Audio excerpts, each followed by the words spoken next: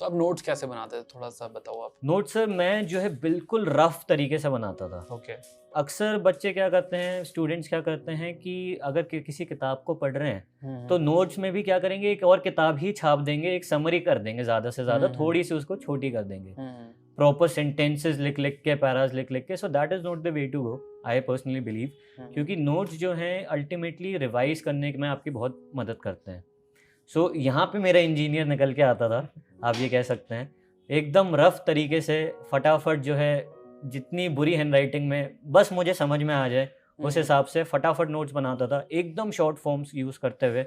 बहुत ज़्यादा short forms, मेरे नोट्स दूसरे बंदे के लिए समझना इट इज़ वेरी डिफ़िकल्ट, है ना। सो ऐसे एकदम शॉर्ट तरीके से क्विकली बना देता था और रिवाइज़ फिर उनको आराम से करता था। और उसमें भी फ्लो डायग्राम्स, उसमें भी पॉइंट वाइज़ तरीके से लिखना, जिस तरीके से मैं फाइनल पेपर में लिखूँगा, वहाँ पे भी वो झलकता था।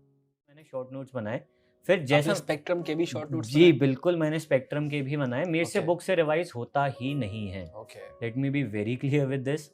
मैंने कोशिश करके देखी थी, मुझे लोगों ने कहा था कि भई लक्ष्मीकांत तो स्पेक्ट्रम के नोट्स नहीं बनाना। वही मुझे थोड़ा सा मैंने लगा। जो है ठीक है, मैंने कहा ठीक है सर, नहीं बनाएँगे। हम्म। बट बुक से मेरे से रिवाइज़ करने में इतना टाइम लग जाता था कि दैट वाज़ नॉट रिविज़न। अगर आपको फिर बुक से रिवाइज़ करने में 1-2 दिन लग जा रहे हैं, तो ये रिविज़न नहीं कहलाया जाएगा। Right right that is again a complete reading. Right. तो इसलिए मैंने नोट्स बनाए, अगेन बहुत शॉर्ट में बनाए, और उससे बहुत फ़ायदा होता था।